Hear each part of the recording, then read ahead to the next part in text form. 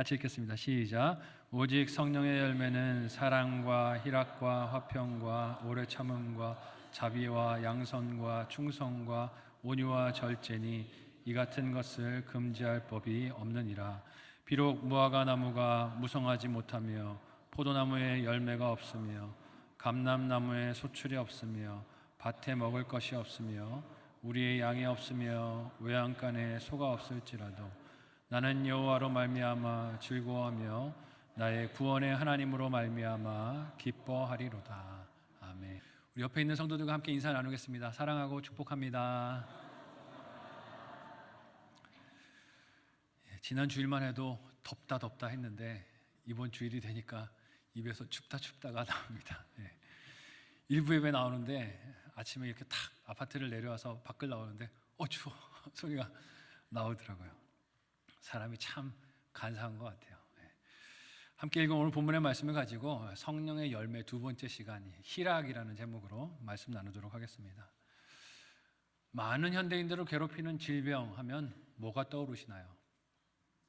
먼저는 암이 떠오르지 않을까 하는 생각이 들어요. 우리 가족 중에 암으로 고생하지 않는 사람이 한둘은 다 하나씩은 있다는 생각이 듭니다. 암을 떠올리는 분들이 많이 있으시겠지만 요즘 또 현대인들을 많이 힘들게 하는 질병 중에 하나는 우울증이 아닌가 하는 생각이 듭니다. 참 사람들을 힘들게 하는 질병이 되고 있는 걸 봐요. 영어로는 이 우울증을 이렇게 부르더라고요. Depressive Disorder라고. 그래서 Depress라는 말의 뜻이 뭐냐면 짓누르다라는 뜻이잖아요. 사람을 낙담하게 만들고 눌리게 만들고 불안을 느끼게 하면서 힘들게 만드는 이 우울증이 많은 현대인들을 힘들게 하고 있습니다. 원인도 그냥 한두 가지가 아니라고 합니다. 심리적인 요인도 있고 사회적인 요인도 있고 또 생물학적인 요인도 있고 신체적인 요인도 있어서 참 다양하게 존재하고 이게 눈으로 확인도 잘 안 되잖아요. 몸에 있는 질병은 어디 있는지 보여서 찾아가서 수술이라도 할 수 있는데 이 마음이 아픈 병은 찾을 수도 없습니다. 병소가 어디 있는지도 알 수 없어서 이게 또 잘못된 방법으로 다뤄지거나 오해를 사기도 한다고 합니다. 이 우울증에 대한 가장 일반적인 오해가 무엇일까요? 의지박약으로 본다는 거예요. 야, 그거 좀 힘을 내고 살지 뭐 그렇게 눌려서 사냐. 힘 좀 내봐라. 우울증 있는 사람, 힘들어하는 사람에게 제일 힘든 말이 힘내라래요. 힘내라. 낼 힘이 있어야 힘을 내지. 근데 힘이 없는데 자꾸 힘내라 그러면 그렇게 힘들다고 이야기를 듣습니다. 혹은 노력 부족의 문제로 보는 것이죠. 혹은 교회 안에서는 연약함이나 불신앙의 문제로 보기도 합니다. 우울증으로 힘들어하는데 주변에서 이런 말 하는 거죠. 기도 안 해? 기도 열심히 하면 그거 다 떠나가는 거야. 왜 기도 안 해서 그렇게 힘들어해? 상처받는 말을 주고받기도 하죠. 하지만 여러분, 우리가 일상생활에서 걸리는 감기 한번 생각해 보십시오. 요즘 이제 환절기가 되니까 감기 환자 많으시죠.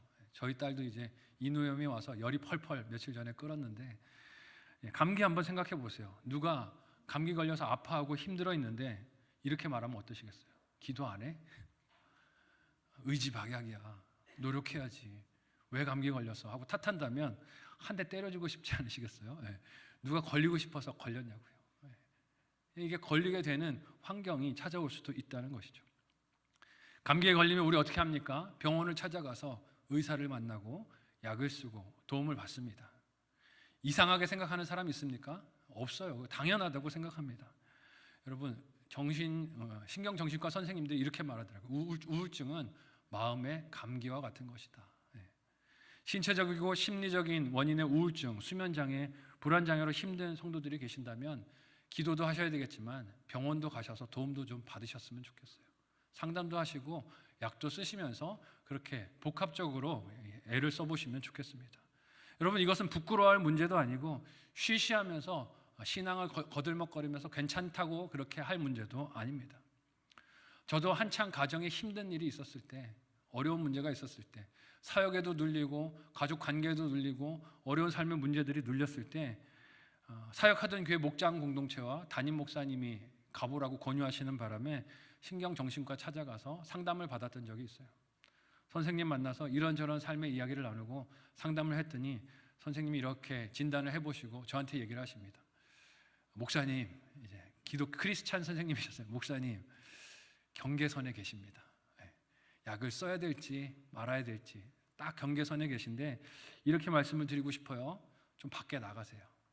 안에만 계시지 마시고 밖에 나가서 햇빛도 쐬시고 운동도 하시고 자연도 좀 즐기시면서 자신의 마음을 너무 누르지 말고 여유를 주시고 아내분과도 사모님과도 좀 대화를 많이 해보세요.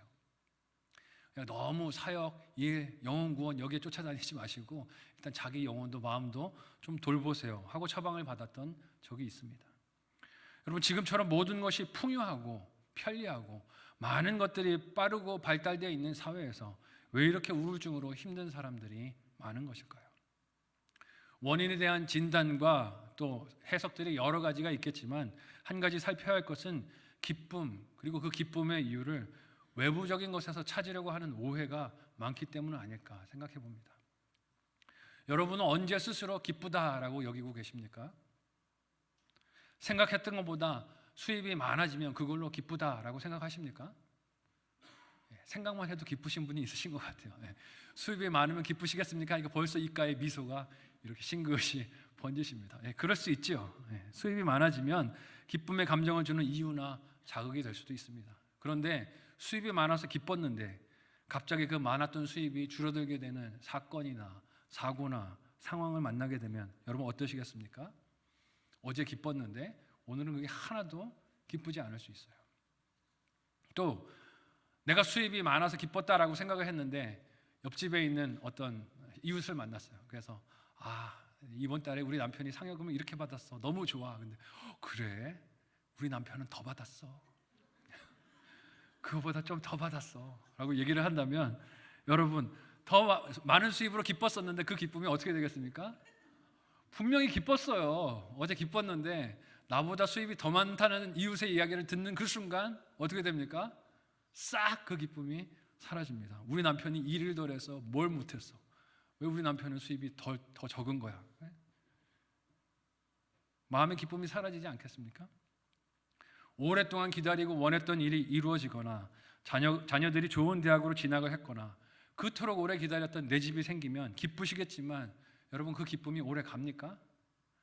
우리 요 교회 주변에 장암동에도 새 아파트가 입주들을 한다고 그러는데 새 아파트 들어가는 성도들 입이 귀에 걸렸어요. 부럽다 하는 마음도 듭니다. 그러나 여러분 들어가 나서 그 기쁨이 얼마나 갑니까? 좀 가다가 벽지 좀 찢어지고 물 좀 새고 막 이런 일이 생기면 그 기쁨이 얼마 가지를 못해요. 곧 기뻐했던 것들이 지루해지고 다시 다른 기쁨을 찾고 불만이 생기는 날을 발견하게 됩니다. 왜 그렇습니까? 이런 기쁨이 본질이 아니기 때문입니다. 물론 하나님께서 이런 기뻐할 일들을 성도들의 삶에 주시기도 하십니다. 저도 그래서 학위 논문 방어식을 하던 날 얼마나 기뻤는지 모르겠어요. 박사학위 공부를 하고 논문 쓰기까지 10년이 걸렸어요. 10년. 머리가 너무 나빴나 봐요. 남들은 빨리빨리 하고 졸업하는데 저는 10년이 걸렸어요. 10년을 공부하며 기다린 여정의 끝을 마주하는 그날 논문 방어식을 하는 날인데 호텔에 갔는데 잠이 안 오는 거예요. 토론토에 가서 이제 방어식을 준비하고 그날 자려고 하는데 너무 기쁘고 들뜨기도 하고 막 그래서 잠이 안 오고 막 눈물까지 납니다. 하나님 10년 기다렸어요. 이제 끝나는 날이에요. 너무 감사합니다. 그리고 논문 방어식을 했어요. 교수님들이 너무 수고 많았다고 끌어안아 주시는데 그냥 눈물이 펑펑 흐릅니다. 너무 기뻤어요. 근데 너무 기뻐하고 즐거워했는데 한국으로 돌아오는 비행기를 타 있는 그 시간에 제 마음이 어땠을 것 같습니까? 너무 기뻤는데 비행기를 탔는데 갑자기 허무감이 밀려드는 거예요. 어떤 생각이 제 안에 올라올까요? 이게 다야? 이게 끝이었어? 그냥 공부 끝났다고 종이 한 장 받고 악수 받고 끌어안고 울고 이게 끝이었어? 하는 생각이 확 밀려들었어요. 왜 그렇습니까? 세상의 기쁨은 그런 것이에요. 그래서 기뻐할 일들이 많아 보여도 실상 우울증에 많은 사람들이 신음하는 것이 아닌가 하는 생각이 듭니다. 왜요? 진짜 기쁨이 아니기 때문이죠. 오늘 본문으로 성령의 열매인 희락, 즉 기쁨이 무엇인지 살펴보면서 우리 안에 이 기쁨을 알고 믿고 누리는 은혜가 함께 하시기를 예수님의 이름으로 간절히 소원하고 축복합니다. 첫 번째로 성령의 기쁨은 하나님으로 인해서 맺히는 열매라고 하세요. 함께 오늘 본문 중 하박국서 3장 17절에서 18절까지 말씀을 한 목소리로 읽어보도록 하겠습니다. 같이 읽습니다. 시작. 비록 무화과 나무가 무성하지 못하며 포도나무에 열매가 없으며 감람나무에 소출이 없으며 밭에 먹을 것이 없으며 우리의 양이 없으며 외양간에 소가 없을지라도 나는 여호와로 말미암아 즐거워하며 나의 구원의 하나님으로 말미암아 기뻐하리로다. 아멘. 여러분, 우리는 기쁨이라는 단어를 들으면 먼저 감정을 떠올립니다. 그러나 사실 사람의 감정이 어떻습니까? 한결같지가 않지요. 설교 서두에 날씨에 벌써 느끼는 제 기분을 말씀을 드렸지만 똑같은 상황이나 사람을 만나도 어제는 기뻤는데 오늘은 기쁨보다 우울하고 섭섭한 감정이 일어날 수 있습니다. 어제 이 사람을 만났을 때 분명히 행복하고 즐거웠어요. 그런데 오늘은 이 사람을 만났을 때 어떤 마음이 들 수 있습니까? 섭섭하고 우울한 마음이 들 수도 있다는 것이에요. 그만큼 사람은 변하고 변덕스럽기 쉽다는 것이죠. 그런 변덕스럽고 변하기 쉬운 감정에 따라 기쁨을 맞추려고 한다면 어떻게 할까요? 기쁨을 쫓아다니다 지치고 말 거예요. 그래서 하나님은 사람의 마음이 이렇게 변덕스러운 것에 대해서 예레미야를 통해 이렇게 말씀하기도 하셨습니다. 예레미야 17장 9절의 말씀입니다. 같이 한 목소리로 읽어보도록 하겠습니다. 같이 읽습니다. 시작. 만물보다 거짓되고 심히 부패한 것은 마음이라 누가 능히 이를 알리오마는. 아멘. 그러니 마음이 이러니 감정도 요동치지 않습니까? 상황에 따라서 이리저리 왔다 갔다 합니다. 어제는 새 차를 사서 너무 기뻐하고 즐거워했는데 새 차 뽑았다고 와 우리 집에 드디어 새 차가 왔다 하고 좋아했는데 집 앞에 주차를 해놨어요. 그럼 오늘 아침에 내려가서 그 새 차를 둘러보는데 스크래치가 문짝에 하나 나 있어요. 여러분, 기쁩니까? 화가 납니까? 어제 분명히 이 차 때문에 기뻤어요. 즐거웠어요. 그런데 오늘 아침에 내려갔더니 문에 스크래치 있는 거 하나 때문에 마음이 화가 납니다. 그렇게 기뻐했었는데 좋아했었는데 그 차가 이제는 고쳐야 되고 값이 떨어진 것 같고 스트레스를 주는 원망과 불평의 이유가 되는 것을 봅니다. 외적인 기쁨은 이렇다는 거예요. 하지만 성령의 기쁨은 어떻습니까? 외적인 조건으로 맺혀지는 것이 아니라 내 안에서 일어나게 하시는 하나님의 은혜이자 열매입니다. 이는 긍정의 힘이나 낙관적인 생각을 말하는 것이 아니에요. 그러면 무슨 뜻입니까? 나를 위해서 십자가에 자기 생명을 내어주신 예수님의 은혜와 사랑으로 나를 볼 때 생기는 내 존재에 대한 기쁨이자 이를 믿는 믿음으로 인한 기쁨인 줄 믿으시기를 바랍니다. 외부 조건과 상관이 없다는 거예요. 예수님 안에서 나를 볼 때 생기는 내 존재를 볼 때 생기는 기쁨이에요. 그러니 이 기쁨은 나를 볼 때 사람들이 말하는 외적인 조건이나 형편의 상태로 생겼다 사라졌다 하지 않습니다.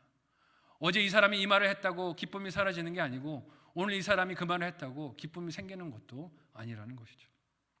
하박국 선지자가 말하는 기뻐함의 이유가 무엇입니까? 여호와 하나님이에요. 그 하박국은 그 하나님을 단순히 하나님이라고 부르지 않고 나의 구원의 하나님이라고 부릅니다. 하지만 이 하나님을 부르기 전에 하박국이 말하고 있는 자신의 상황은 어떻습니까? 이 땅의 기준으로 바라보면 기뻐하기는커녕 우울하고 슬퍼하고 낙심할 조건들로 가득해 보입니다. 부족하고 없는 것들이 쭉 나열되는데 다시 한번 살펴보면 없는 게 왜 이렇게 많은지 모르겠어요. 무화과 나무가 무성하지도 못하고 포도나무에 열매도 없고 감람나무에 소출도 없고 밭에는 먹을 것도 없고 우리 안에는 양도 없고 외양간에는 소도 없다고 합니다. 어떻게 살라는 겁니까? 아무것도 가진 게 없어요. 어떻게 살라는 것입니까? 이런 상황 앞에 서면 사람이 하나님께 원망하면서 분통을 터뜨리지 않습니까? 딱 이 말로 분통을 터뜨리죠. 하나님 어떻게 살라는 말입니까? 가진 게 아무것도 없지 않습니까? 여기서 내가 뭘 기뻐해야 합니까? 라고 화를 낼지 모르겠어요. 하나님 도대체 무엇으로 내가 기뻐할 수 있습니까? 내 형편이 너무 곤고하고 어렵습니다. 라고 하나님 앞에 원망할 것 같아요. 하나님께 어떻게 나에게 이런 상황을 주실 수 있습니까? 라고 탄식할 것입니다. 하지만 하박국 선지자는 그의 하나님, 특별히 그의 구원이 되시는 하나님으로 기뻐한다고 고백합니다. 사실 하박국에게 닥친 나라의 현실은 암담하고 슬펐습니다. 하박국 3장 16절의 말씀, 오늘 보면 바로 직전에 있는 16절의 말씀을 우리 같이 한 목소리로 읽어보도록 하겠습니다. 같이 읽습니다. 시작. 내가 들었으므로 내 창자가 흔들렸고 그 목소리로 말미암아 내 입술이 떨렸도다. 무리가 우리를 치러 올라오는 환난 날을 내가 기다림으로 썩이는 것이 내 뼈에 들어왔으며 내 몸은 내 초소에서 떨리는도다. 아멘. 하나님은 하박국에게 그가 살고 있던 유다 나라의 운명을 미리 보게 해주셨어요. 무리들이 자신들을 치러 올라오는 장면을 미리 보게 해주셨는데 이 소식을 들은 하박국이 창자가 흔들린다고 합니다. 얼마나 무서운지 창자가 흔들린다라고 말을 해요. 입술이 떨리도록 두려움과 공포를 느꼈습니다. 외부적인 환경이 그의 존재를 이 땅에서 지워버릴지도 모르는 문제로 가득했기 때문입니다. 당연히 원망과 탄식이 나와야 할 것 같은데 하박국이 어떻게 합니까? 그런 상황 속에서 상황이 아니라 구원을 주시는 하나님께 시선을 둡니다. 이처럼 성령인 열매인 희락, 즉 기쁨은 하나님으로 인해 그 하나님을 믿음으로 맺히는 열매인 줄 믿으시기를 바랍니다. 내 상황이 잘 풀려서 기뻐하는 게 아니에요. 그 기쁨은 예수님께서 십자가 죽음을 앞에 두시고 제자들에게 보이신 성령의 열매이기도 했습니다. 이 기쁨을 예수님은 제자들의 발을 마지막 만찬 자리에서 씻어주시고 그들 중에 배반할 한 사람이 있다는 것을 일러주시고 성령님에 대하여 가르쳐주신 이후에 이렇게 말씀하셨습니다. 요한복음 15장 11절의 말씀을 우리 같이 한 목소리로 읽어보도록 하겠습니다. 같이 읽습니다. 시작. 내가 이것을 너희에게 이름은 내 기쁨이 너희 안에 있어 너희 기쁨을 충만하게 하려 함이라. 아멘. 예수님 안에 뭐가 있다고 말씀하십니까? 기쁨이 있다고 하세요. 지금 십자가가 코앞에 있습니다. 극심한 고통의 십자가가 사명으로 기다리고 있는 형편이지만 주님의 그 마음에는 기쁨이 있다라고 말씀하세요.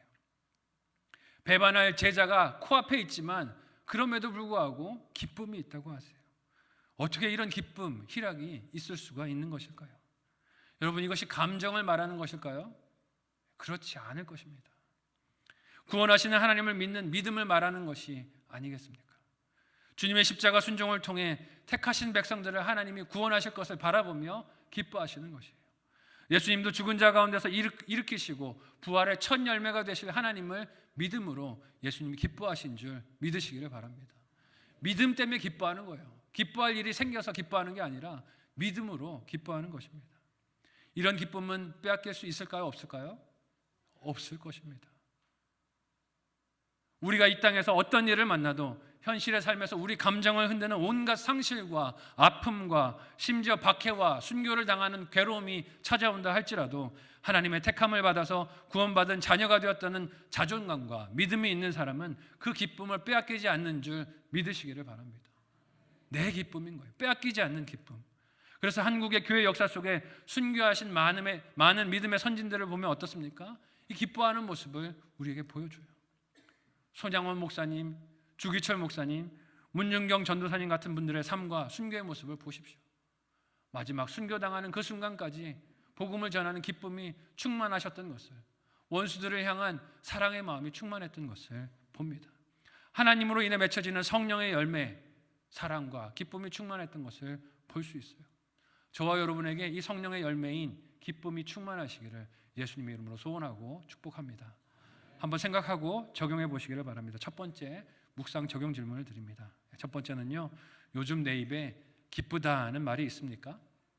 요즘 내 입에 기쁘다는 말이 있습니까? 없다면 이유가 뭘까요? 생각해 보시면 좋겠어요. 두 번째, 나의 눈에는 없는 소출과 구원하신 하나님 중에 무엇이 보이십니까?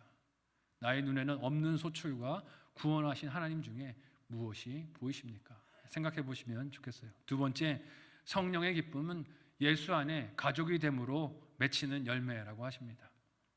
기쁨의 이유가 되시는 하나님에 대해서 살폈지만 우리는 이것을 개인의 구원으로만 생각하기 쉽습니다. 그래, 내 구원의 하나님, 나를 구원하신 하나님, 구원받은 자존감, 나만 생각할 수 있어요. 그러나 우리가 예수를 믿고 구원받은 하나님의 백성이 된 것은 개인의 구원에만 머물 수 없습니다. 오늘부터 우리가 전도축제를 시작합니다. 이유가 무엇입니까? 교회의 가장 큰 기쁨이 영혼 구원이기 때문입니다. 개인의 구원에만 관심이 있다면 이 전도할 필요가 있습니까? 없습니까? 없어요. 나 구원받았으면 끝 아닙니까? 그저 내 구원의 하나님, 천국 시민이 된 즐거움만 누리면 되지 않겠습니까? 그러나 예수를 믿고 구원을 받은 기쁨은 나만의 것으로 끝날 수 없습니다. 우리가 일상 속에서 느끼는 큰 기쁨을 차지하는 큰 부분 중에 하나가 무엇입니까? 바로 가족이에요. 가족. 하루 중에 힘들고 어려운 일을 수고하고 퇴근해서 집으로 돌아왔을 때 그 피곤함과 고단함을 싹 잊게 해주는 게 무엇입니까? 가족이죠. 가족이 기쁨으로 맞아줄 때 피곤이 싹 사라집니다. 저도 사역하고 힘들고 피곤하다는 소리가 입에 배어서 집에 딱 들어갔는데 현관문을 딱 열었을 때 저희 딸이 두 손 들고 아빠다 하고 뛰어오면 제 표정이 어떨까요? 그냥 입이 귀에 걸려요. 하나도 안 피가 난 것 같아요. 물론 그런 날이 많지는 않아요. 대개는 지가 하고 싶은 거 보고 있으면서 저를 쳐다보지 않을 때도 많지만 그래도 혹 기뻐서 아빠를 바라보고 손 들고 찾아오면 너무너무 기뻐요. 이야, 너무 좋다, 즐겁다. 딸이 저를 그렇게 맞아주면 기쁩니다. 또 힘들었던 하루의 삶을 보내고 가족이 식탁에 둘러앉아서 오늘 하루 무슨 일이 있었어? 맛있는 엄마가 차려준 저녁을 먹으면서 그렇게 하루에 있는 일들을 이야기 나눌 때 가족으로 인한 기쁨을 경험합니다. 왜 그렇습니까? 사랑을 받고 줄 수 있는 관계가 있기 때문에 그렇죠. 근데 여러분, 이건 육신의 가족만을 말하는 게 아닙니다. 바울은 예수 안에 진정한 가족이 됨을 어떻게 말합니까? 로마서 15장 9절에서 13절까지의 말씀을 우리 같이 한 목소리로 읽어보도록 하겠습니다. 방송실 말씀 좀 띄워주세요. 안 되시나요? 네. 로마서 15장 9절에서 13절까지의 말씀 제가 읽어드릴게요. 이방인들도 그 긍휼하심으로 말미암아 하나님께 영광을 돌리게 하려 하심이라. 기록된 바 그러므로 내가 열방 중에서 주께 감사하고 주의 이름을 찬송하리로다 함과 같으니라. 또 이르되 열방들아 주의 백성과 함께 즐거워하라 하였으며 또 모든 열방들아 주를 찬양하며 모든 백성들아 그를 찬송하라 하였으며 또 이사야가 이르되 이새의 뿔이 곧 열방을 다스리기 위하여 일어나시는 이가 있으리니 열방이 그에게 소망을 두리라 하였느니라. 소망에 하나님의 모든 기쁨과 평강을 믿음 안에서 너희에게 충만하게 하사 성령의 능력으로 소망이 넘치게 하시기를 원하노라. 아멘. 여러분, 바울은 기록한 글에서 편지를 받는 로마 성도들에게 그들에게 기쁨이 충만하기를 원합니다. 그런데 이 로마 교회 성도들 중에는 유대교에서 개종해서 기독교로 그렇게 성도가 된 사람들이 있었고요, 완전히 이방 출신이면서 또 성도가 된 사람들이 있었어요. 출신이 완전히 다르다는 뜻입니다. 가치관도 다르고 문화도 다르다는 뜻이에요. 그런데 이렇게 전혀 다른 출신의 사람들이 서로 기뻐할 수 있는 이유가 그리스도 예수 안에서 한 가족이 되었기 때문이다라고 합니다. 왜냐하면 예수님 안에 한 가족이 되어서 서로 사랑하고 기뻐하며 하나 되는 것을 우리 예수님도 하나님도 바라보고 기뻐하시기 때문이에요. 저희 가정에 딸이 왔을 때 저희 부부가 기뻐서 어쩔 줄 몰라 했던 기억이 납니다. 근데 바라기는 저희 부부만 딸을 보고 기뻐하는 게 아니라 저희 딸도 저희를 보고 기뻐했으면 좋겠어요. 아빠가 내 아빠라서 너무 좋아요, 엄마가 내 엄마라서 너무 좋아요 하고 기뻐하고 즐거워했으면 좋겠어요. 딸이 저희 가정에 온 첫날에 낯선 환경으로 많이 울고 힘들어했던 것이 기억납니다. 한 4시간 넘게 울었던 것 같아요. 얼마나 힘들었겠어요. 환경이 바뀌고 새로운 곳에 와서 정착을 하려고 하니 힘들었을 것입니다. 그런데 이제는 저희 딸을 보고 있으면 그런 모습을 찾아볼 수가 없어요. 집이 좁다 하고 그냥 휩쓸고 다니면서 뛰어다니고요, 교회도 좁다 하고 소리 지르면서 뛰어다니고 있어요. 밝고 명랑하게 자라서 엄마 아빠의 가족이 된 것을 기뻐하는 그 모습을 볼 때면 제가 뭘 볼 때보다 기쁘고 즐겁습니다. 무엇보다도 제 딸이 기뻐하고 얼굴에 웃음이 가득한 걸 볼 때 제 마음에도 기쁨이 넘치고 행복이 넘쳐요. 여러분, 우리 하나님도 그러지 않으실까요? 우리 하나님도 그러지 않으실까요? 우리가 하나님께 하나님이 내 아버지 되어주셔서 너무 행복하고 기뻐요, 삶에 어려움이 있지만 그래도 하나님이 내 아버지라 너무 기뻐요 하고 교회 생활하는 것을 기뻐하고 즐거워할 때 하나님도 기뻐하실 줄로 믿습니다. 우리가 서로 하나님의 자녀가 되어서 사랑하며 한 자매와 한 형제로 받아들이면서 그 은혜로 기뻐하고 즐거워하는 모습을 하나님도 보고 기뻐하고 즐거워하실 것입니다. 이처럼 예수님 안에서 가족이 됨으로 맺는 기쁨이 성령의 열매로 나에게 있지 않다면 그 이유가 무엇일까요?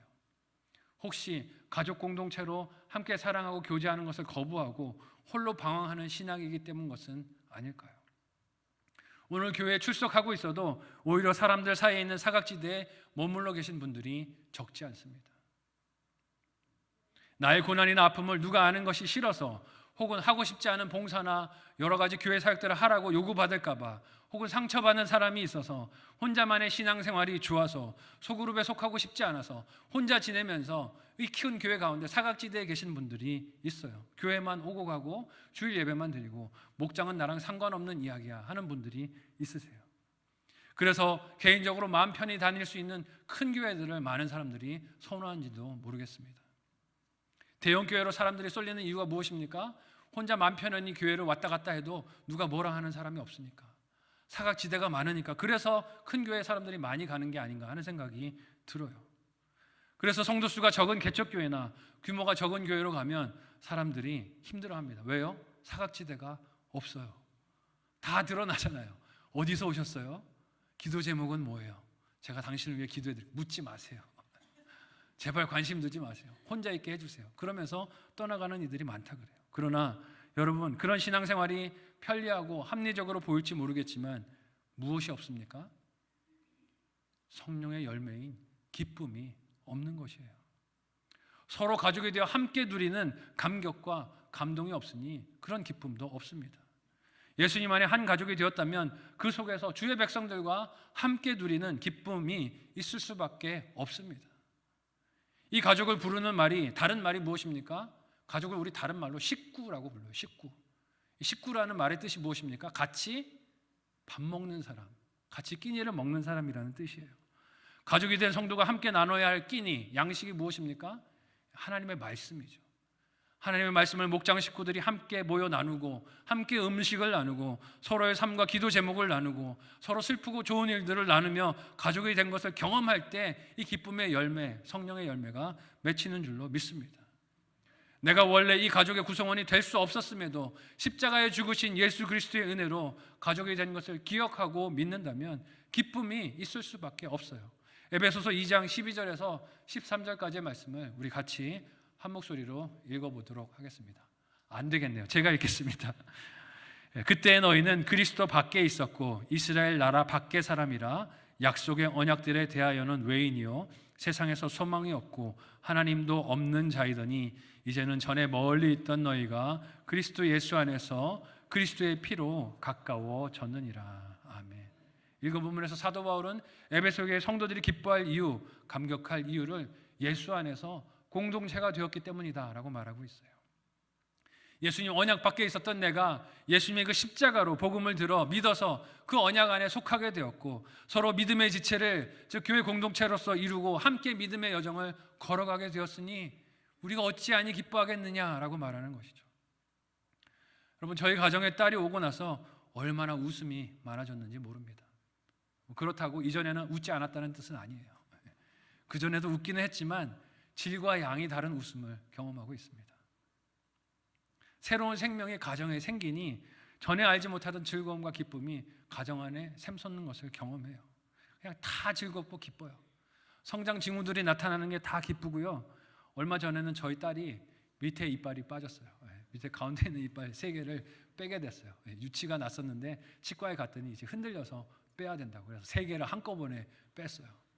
뺐는데 집에 와서 아빠에게 말합니다. 아빠, 조금밖에 안 울었어요.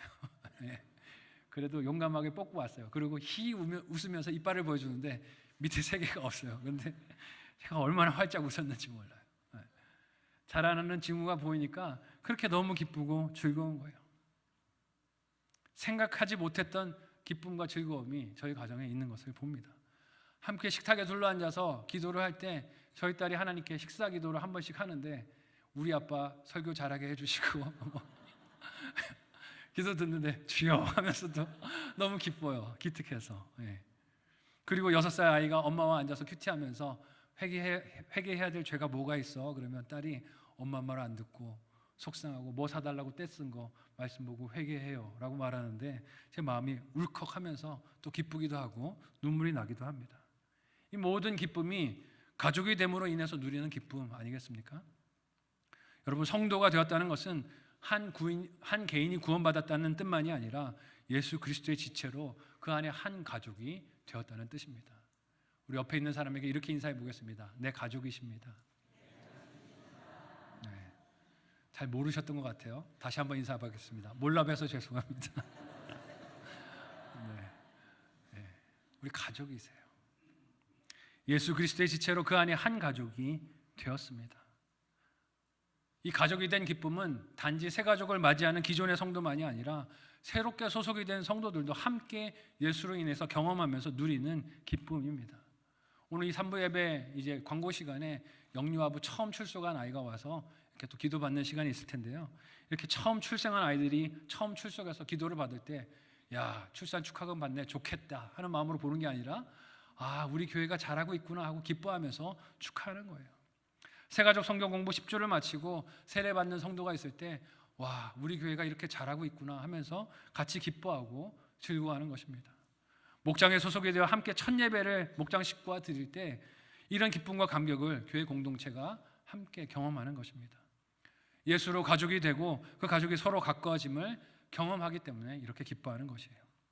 성령 충만을 사모하는 교회가 우리 교회, 성만교회 아닙니까? 성만교회 이름의 뜻이 뭐라고요? 성령 충만, 영혼 구원이라고요. 성령 충만을 사모하는 우리 교회입니다. 우리 교회는 이런 희락과 기쁨의 열매를 맺고 있습니까? 오늘 갈라디아서 본문을 우리 같이 한 목소리로 되네요. 감사합니다. 같이 읽어보도록 하겠습니다. 같이 읽습니다. 시작. 오직 성령의 열매는 사랑과 희락과 화평과 오래 참음과 자비와 양선과 충성과 온유와 절제니 이 같은 것을 금지할 법이 없느니라. 아멘. 여러분, 성령의 열매를 지난주부터 살피면서 이 열매는 어떤 능력이나 은사나 일을 말하는 것이 아니라 예수님을 닮은 성품인 것을 살펴보고 있습니다. 그 성품 가운데 하나가 지난주에 살핀 사랑이었고 그 하나가 오늘 우리가 살핀 희락, 기쁨입니다. 나의 마음에는 예수님의 가족이 된 은혜로 인한 기쁨이 있으십니까? 또 다른 이들이 이 가족 공동체에 함께하는 것을 열망하고 기도하며 그렇게 간구하는 기도와 기쁨이 있으십니까? 그 기쁨이 있다면 전도하는 일도, 그리고 전도된 새 가족을 돌보고 섬기는 일도, 그리고 목장에 속하여 말씀을 나누는 일도 부담스러운 일이 아니라 기쁨이 되지 않겠습니까? 요즘 목장을 탐방하면서 목장 식구들을 한 번씩 뵐 때가 있는데 보면 그런 가족같이 서로 기뻐하는 것을 봅니다. 가족보다 더 끈끈하게 기도 제목을 나누고 서로의 간구하는 제목들을 나누면서 기도하는 모습을 볼 때 참 은혜가 돼요. 우리 성만교회 성도들이 이런 기쁨이 충만하시기를 예수님의 이름으로 소원하고 축복합니다. 한번 생각하고 마지막으로 적용해 보시기를 바랍니다. 첫 번째 묵상 적용 질문 드립니다. 예수 안에 다른 성도들과 가족이 된 것이 기쁘십니까? 예수 안에 다른 성도들과 가족이 된 것이 기쁘십니까? 어떻게 그 기쁨을 표현할 수 있을까요? 이번 전도 축제에 이 기쁨으로 초대해야 할 한 사람은 누구이십니까? 생각해 보시고 적용해 보시면 좋겠습니다. 여러분, 우리가 만날 때 기쁘고 즐거워지는 사람이 있고 만나면 짜증나고 우울해지고 한숨이 나오는 사람이 있습니다. 나는 어느 부류에 속하는 사람일 것 같으십니까? 예수를 믿음으로 그리고 성령 하나님을 만났으므로 그 열매로서 기쁨이 충만해야 하지만 우리의 현실은 그렇지 못할 때가 많습니다. 왜냐하면 그 기쁨의 이유를 자꾸 외적인 것에서 찾으려고 할 때가 많기 때문입니다. 그래서 자꾸 뭘 바꾸려고 합니까? 환경을 바꾸려고 합니다. 집을 바꾸려고 하고 차를 바꾸려고 하고 만나는 사람을 바꾸려고 하고 직장을 바꾸려고 하고 심지어 교회를 바꾸려고 하고 여러 가지 외적인 것들을 바꿔서 기쁨의 이유를 소유해 보려고 합니다. 그러나 허망함만 느낄 뿐입니다. 여러분, 그렇게 환경을 바꿔봐도 문제는 계속해서 나를 따라다닙니다. 우리의 기쁨은 환경이나 상황에 달린 것이 아니라 하나님과 그의 구원하심에 있는 줄 믿으시기를 바랍니다. 나를 구원하신 하나님의 시선으로 나의 존재를 바라보고 예수 안에서 한 가족이 된 지체들과 함께 믿음의 길을 걸어 나갈 때 우리 안에는 성령 하나님이 주시는 열매인 기쁨이 충만하게 됩니다. 종종 성령 충만하다고 말을 하고 능력을 내세우지만 표정이 어둡고 늘 화가 난 것 같은 사람들이 있습니다. 그럼 물어보고 싶습니다. 진짜 성령 받으셨냐고. 성령 받고 성령이 충만하면 얼굴이 어떻게 될 수밖에 없습니까? 환해질 수밖에 없습니다. 기뻐하고 표정이 밝을 수밖에 없어요. 옆 사람 한번 보시겠어요? 차마 못 보시겠어요? 성령 충만해요. 얼굴이 환한 사람들이 화난 사람이 아니고요, 환한 사람들이 되실 수 있기를 바랍니다. 성령의 열매에 기쁨이 있다고 말씀하세요. 여러분, 이 말씀은 감정이 허락될 때 기뻐하라는 뜻이 아닙니다. 성도를 향하신 하나님의 명령이기도 합니다. 그 명령이 빌립보서 4장 4절 말씀에 기록이 되고 있습니다. 마지막으로 이 본문을 읽고 오늘 말씀을 마치도록 하겠습니다. 같이 읽습니다. 시작. 주 안에서 항상 기뻐하라. 내가 다시 말하노니 기뻐하라. 아멘. 기도하겠습니다. 합심하여 기도할 때 이렇게 기도합시다. 하나님, 나의 구원하시는 그 은혜를 기뻐하며 늘 감사하고 희락을 누리는 우리가 되게 도와주시옵소서. 허망한 기쁨, 곧 사라질 기쁨을 찾아 헤매지 않게 하여 주시고 구원하시는 하나님으로 기뻐하며 예수 안에 가족된 공동체 안에서 지체들로 인하여 기뻐하고 나도 기쁨이 되는 지체가 될 수 있게 도와달라고 합심하여 함께 기도하겠습니다. 하나님 은혜를 감사합니다. 우리를 사랑하셔서 믿음을 허락하여 주시고 예수를 믿는 믿음 안에서 성령의 열매 맺도록 우리를 초청하여 주셨습니다. 이 희락의 열매, 기쁨의 열매를 맺도록 도와주시옵소서. 우리의 삶에 하박국과 같이 기뻐할 것들이 아무것도 보이지 않아도 외적인 것들이 힘들고 어려움만 찾아온다 할지라도 내 안에 계신 하나님으로 인하여 구원하시는 그 은혜로 인하여 기뻐하고 감사하는 우리 모두가 되도록 도와주시옵소서.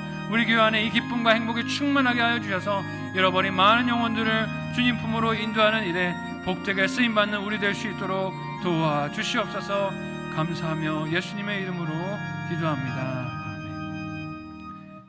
우리가 자녀의 미소와 웃음을 볼 때 기뻐하는 것처럼 하나님도 우리가 기뻐할 때 기뻐하시는 줄로 믿습니다.